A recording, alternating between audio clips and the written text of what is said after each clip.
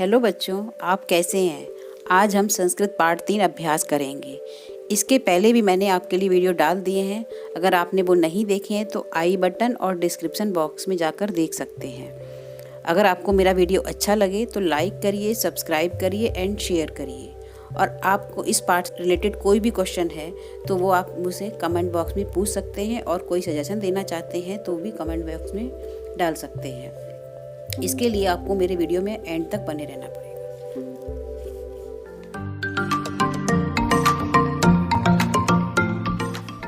पाठ 3 अभ्यास। प्रश्न 1 का उच्चारणम कुरुत। अब इसमें देखिए हमको उच्चारण करना है, इसके साथ साथ हम इसका अर्थ भी देखते चलेंगे। फलम, फलम मीन्स फल। गृहम, गृहम मीन्स घर। पात्रम, बर्तन। पुष्पम, फूल। द्वारम, दरवाजा। विमानम, हवाई जहाज। कमलम, कमल। पुस्तकम, पुस्तक। सूत्रम, धागा। छत्रम, छाता। भवनम, मकान। जलम, पानी। खा देखिए, चित्राणि दृष्ट्वा पदानि उच्चार्यत। चित्र देखकर आपको इन पदों का उच्चारण करना है।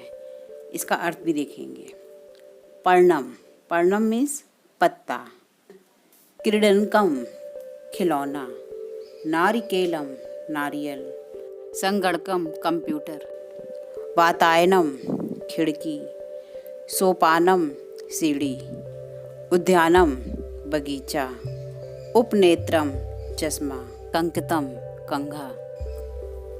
प्रश्न 2 का देखेंगे। वर्ण संयोजनम कृत्वा पदम कोष्ठके लिखत। इन वर्णों को हम जोड़कर इसको कोष्ठक में लिखेंगे।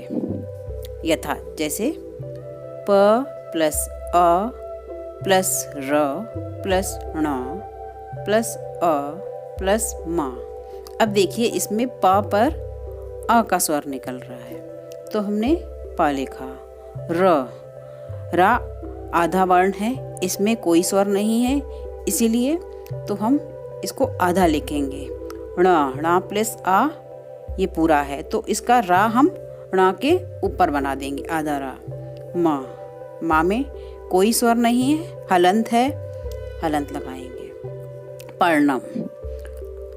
आगे देखें, ख प्लस अ। अब देखिए ख प्लस अ, इसमें स्वर निकल रहा है तो हम ख लिखेंगे। न प्लस ई, छोटी की मात्रा। त प्लस र, त प्लस र क्या बनेगा? त्र। अ की मात्रा है, त्र हो गया। प्लस माँ पर कोई अ की मात्रा नहीं है, माँ हलंत रहेगा। खनित्रम। पा प्लस उ, पा प्लस उ, पा पे छोटे उ की मात्रा। र प्लस आ की मात्रा रा पे। ण प्लस आ की मात्रा। न प्लस ई, छोटी की मात्रा, क्या बना? पुराणानी, पुराणानी।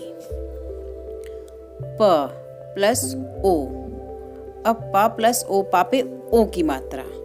श प्लस अ, श पे स्वर है तो श। क प्लस आ, का पे आ की मात्रा। ण प्लस छोटी की मात्रा लगाएंगे तो क्या बना? पोषकाणी। अगला देखें, क प्लस अ, का पे स्वर है, का लिखेंगे। ण प्लस क, अब ण पर कोई स्वर नहीं है, फिर क पर अ का स्वर है तो आधा ण का इसके नीचे बनाएंगे। फिर त प्लस अ, ता पे स्वर है, ता लिखेंगे। माँ पर कोई स्वर नहीं है तो माँ हलंत लिखेंगे तो क्या बनेगा? कंकितम। अब खा देखिए, अधोलिखितानाम पदानाम वर्ण विच्छेदम कुरुत। इन शब्दों का हमको वर्ण विच्छेद करना है। देखिए, व्यजनम। अब वा देखिए आधा है तो हम इसको वा लिखेंगे, आ का स्वर नहीं लिखेंगे तो आधा वा हो जाएगा। अब देखिए या पे पूरा है, यहाँ पर आ का स्वर। ज पर आ का स्वर। ना पर आ का स्वर। फिर माँ पर हलंत है तो इस पर माँ पर कोई भी स्वर नहीं, माँ हलंत नहीं लिखेंगे। तो क्या हुआ? व प्लस य प्लस अ प्लस ज प्लस अ प्लस न प्लस अ प्लस म। अब आगे देखिए, पुस्तकम। पापे छोटे उ की मात्रा, आधा सा, इसमें स्वर नहीं लिखेंगे, केवल सा हलंत में लिखेंगे। त प्लस आ, फिर का पे स्वर लिखेंगे, क प्लस आ। माँ कोई स्वर नहीं है हलंत में। आगे देखें, भित्तिकम। भित्तिकम में भा पर छोटी ई की मात्रा, फिर ता पर छोटी ई की मात्रा। तो क्या हुआ? भ प्लस ई प्लस ता पर आधा ता है।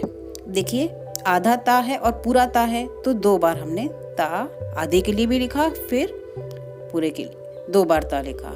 फिर छोटी ई की मात्रा, फिर का पर स्वर है, क प्लस आ। माँ पर कोई स्वर नहीं, माँ हलंत में। आगे देखें, नूत नानी। ना पर बड़े ऊ की मात्रा, न प्लस ऊ। फिर ता पर आ का स्वर, ता प्लस आ हो गया। ना पर आ का स्वर, न प्लस आ। फिर ना पे छोटी ई की मात्रा, तो क्या हुआ?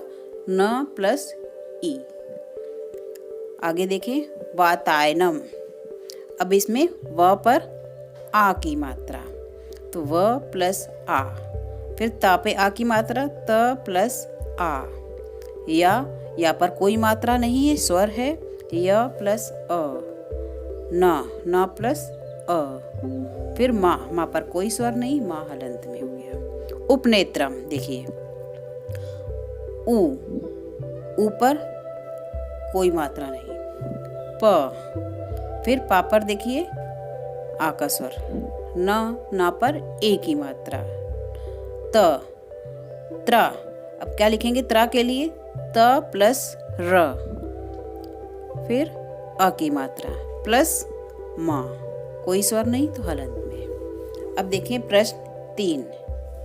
चित्राणि दृष्ट्वा संस्कृत पदानि लिखत। अब आपको चित्र देखकर संस्कृत का पद लिखना है। पहले चित्र में देखिए आम है, आम को हम संस्कृत में कहते हैं आम्रम। आगे पत्ता है, पत्ते को हम संस्कृत में कहते हैं पर्णम। पंखा है, पंखे को हम संस्कृत में कहते हैं व्यजनम। रुमाल को हम संस्कृत में क्या कहते हैं? करवस्त्रम। धागा को कहते हैं सूत्रम। छाता को हम कहते हैं छत्रम। प्रश्न 4 देखें, चित्रम दृष्ट्वा उत्तरम लिखत। अब हमको चित्र देखकर इस प्रश्न का उत्तर लिखना है, यथा जैसे किम पतति। ये देखिए एक वचन में है, किम मीन्स क्या, पतति मतलब गिर रहा है। क्या गिर रहा है? फलम पतति, फल गिर रहा है। अब अगला, मयूरौ किम कुरुता। अब इसमें देखिए ये द्विवचन में है मयूरौ, तो मयूरौ मीन्स 2 मोर। किम मीन्स क्या, कुरुता मीन्स ये भी द्विवचन में है, आ गया तो कर रहे हैं, तो 2 मोर क्या कर रहे हैं? इसका उत्तर है मयूरौ नृत्यता। नाच रहे हैं तो इसको द्विवचन में नृत्यता, मयूरौ नृत्यता, 2 मोर नाच रहे हैं। आगे एते के स्था। एते मीन्स ये 2, के मीन्स क्या, स्था मीन्स है। अब देखिए द्विवचन में स्था, तो क्या बना? ये 2 क्या है? उत्तर देखें, एते क्रीडन के मीन्स खिलौने, स्तः ये 2 खिलौने हैं। आगे बालिकाः किम कुर्वन्ति। अब ये देखिए बहुवचन में आया है बालिकाः, तो बालिकाएं हो जाएगा। किम मीन्स क्या, कुर्वन्ति मीन्स कर रही हैं। बालिकाः पठन्ति, पठन्ति मीन्स पढ़ रही हैं, बालिकाएं पढ़ रही हैं। अब आगे कानि विकसन्ति।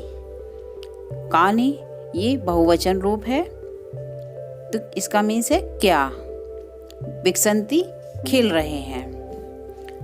क्या खिल रहे हैं? पुष्पाणि विकसन्ति, फूल खिल रहे हैं। आगे प्रश्न 5 देखें। निर्देशानुसारम वाक्यानि रचयत।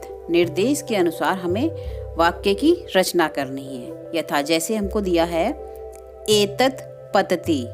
एतत् मीन्स क्या होता है? ये एक वचन में दिया है, यह। पतति मीन्स गिरता है, यह गिरता है। इसका हमको बहुवचन बनाना है। तो बहुवचन के लिए एतत् का एक वचन रूप होता है एतत्, द्विवचन रूप होता है एते, और बहुवचन में होता है एतानि। तो हम यहाँ पर क्या लिख देंगे? एतानि। अब यहाँ पे पतति एक वचन रूप है, तो द्विवचन में क्या होता है? पततः। बहुवचन में क्या होता है? पतन्ति। तो हमारा ये क्या बना बहुवचन में? एतानि पतन्ति, ये सब गिरते हैं। अब इसका का देखिए, एते पढ़ने स्तः। अब देखिए ये इसमें द्विवचन रूप आ गया एते। एते मीन्स क्या होता है? ये दो। पढ़ने, पढ़ने क्या हो गया? पत्ते, ये द्विवचन रूप है। इसका एक वचन रूप होता है पर्णम, द्विवचन रूप पढ़ने, बहुवचन में पर्णानि। अब देखिए स्तः, स्तः मीन्स है, एक वचन रूप में होता है अस्ति, द्विवचन में स्तः, बहुवचन में सन्ति। अब इसका बहुवचन रूप क्या बना? एते का बहुवचन हो गया एतानि, पढ़ने का बहुवचन रूप पर्णानि, स्तः का बहुवचन रूप सन्ति। एते पर्णानि सन्ति, ये सब पत्ते हैं। ख देखिए, मयूरः नृत्यति। अब ये मयूरः नृत्यति एक वचन रूप है। मयूरा का एक वचन रूप होता है मयूरः। मयूरा मीन्स मोर होता है, तो मयूरा का एक वचन रूप होता है मयूरः, द्विवचन रूप मयूरौ, बहुवचन रूप मयूरः। और नृत्यति, ये इसका एक वचन रूप नृत्यति, नृत्यतः, नृत्यन्ति। तो अब क्या बना इसका? ये क्या है? पहले मोर नाच रहा है। अब इसका बहुवचन रूप है मोर नाच रहे हैं, मयूरः नृत्यन्ति। ग देखिए, एतानि यानानि। एतानि, अब देखिए एतानि ये क्या है? बहुवचन रूप है, तो मीन्स ये सब। यानानि, तो इसका यानानि का एक वचन रूप होता है यानम, द्विवचन याने, बहुवचन यानानि। तो क्या हुआ इसका? ये सब यान है, ये बहुवचन रूप है। हमको द्विवचन में बदलना है, तो अब द्विवचन के लिए एतानि का द्विवचन रूप क्या होगा? एते। यानानि का याने। क्या हुआ? ये दो यान है। घ देखिए, छात्रे लिखता। अब छात्रे क्या है? द्विवचन रूप है, छात्रा, छात्रे, छात्राः। इसका बहुवचन रूप क्या हुआ? छात्राः। लिखता, अब लिखता ये भी द्विवचन रूप में है, तो एक वचन में क्या होता है? लिखती, फिर होता है द्विवचन में लिखता, बहुवचन में लिखन्ति। अब ये छात्रे लिखता, दो छात्राएं लिख रही हैं। अब हम बहुवचन रूप में लिखेंगे छात्राः लिखन्ति, मीन्स छात्राएं लिख रही हैं। अब आगे देखिए, नारिकेलम। अब नारिकेलम मीन्स नारियल, पतति मीन्स गिरता है, ये एक वचन रूप में दिया है। नारिकेलम, नारिकेले, नारिकेलानि। तो हमको द्विवचन रूप में लिखना है, तो क्या लिखेंगे? नारिकेले। अब देखिए पतति, पतति, पततः, पतन्ति। अब हमको द्विवचन रूप लिखना है, तो क्या लिखना है? पततः। नारिकेले पततः, दो नारियल गिरते हैं। प्रश्न 6 देखिए, उचित पदानि संयोज्य वाक्यानि रचयत। इसमें हमें उचित पद जोड़कर वाक्य की रचना करनी है। अब हम पहले इनके अर्थ देख लेते हैं एक बार, आपको आसानी हो जाएगी। कोकिले, कोकिले क्या है? ये द्विवचन रूप है, तो क्या हुआ? दो कोयल। पवनः, पवना मीन्स होता है हवा। पुष्पम, पुष्पम मीन्स होता है फूल। खगा, खगा मीन्स पक्षी। मयूरः, मयूरा मीन्स मोर। सिंहा, सिंहा मीन्स शेर। इधर देख लीजिए, विकसति, विकसति मीन्स खिलता है। नृत्यंती, नाचते हैं। उत्पतति, उड़ता है। वहती, वहती मीन्स बहती है। गर्जंती, दहाड़ते हैं। कूजता, कूजता मीन्स होता है चहचहाना, या मतलब कहेंगे कि जो पक्षी की कोमल और मधुर आवाज़ निकलती है उसको हम कूजता कहते हैं। अब देखिए क्या बना, कोकिले। अब कोकिले को किससे मिलाएंगे? कोयल क्या करती हैं? कूजती हैं, चहचहाती हैं। तो कोकिले कूजता। अब ये द्विवचन रूप है कोकिले, तो दो कोयल कूजती हैं। अब देखिए पवनाः, पवनाः। अब क्या होगा? पवन क्या कहते हैं? हवा क्या करती है? बहती है, तो वहती। पवनाः वहती, हवा बहती है, एक वचन रूप है। अब देखिए पुष्पम, पुष्पम विकसति, मतलब फूल खिलता है। अब देखिए खगा, खगा मीन्स पक्षी होता है। अब तो खगा क्या करते हैं? उड़ते हैं, तो उत्पतति, खगः उत्पतति, मतलब पक्षी उड़ता है, एक वचन रूप है ये। मयूरः, मोर, मोर क्या करते हैं? नाचते हैं, तो मयूरः बहुवचन रूप है। नृत्यंती, मोर नाचते हैं। आगे देखें सिंहा, सिंह क्या करता है? दहाड़ता है। सिंहा गर्जंती, शेर दहाड़ते हैं, बहुवचन रूप है। आई थिंक आपको ये सभी समझ में आ गया होगा। पार्ट 3 आपके पूरे हो गए हैं। आपने आप पुल्लिंग, स्त्रीलिंग और नपुंसक लिंग को समझा है। आप उनको अच्छे से देख लीजिए। आगे के जो भी आप पार्ट पढ़ेंगे तो उसमें उन तीनों का मिला जुला रूप आएगा। आपने पहले अलग अलग पढ़ा था, उनको अच्छे से समझ लेंगे तभी आप अच्छे से कर पाएंगे। इसके लिए आप मेरा वीडियो रिपीट करके देख सकते हैं, समझ सकते हैं। फिर भी आपको कोई भी कन्फ्यूज़न है तो आप मुझे कमेंट बॉक्स में लिखकर पूछ सकते हैं। Thanks for watching.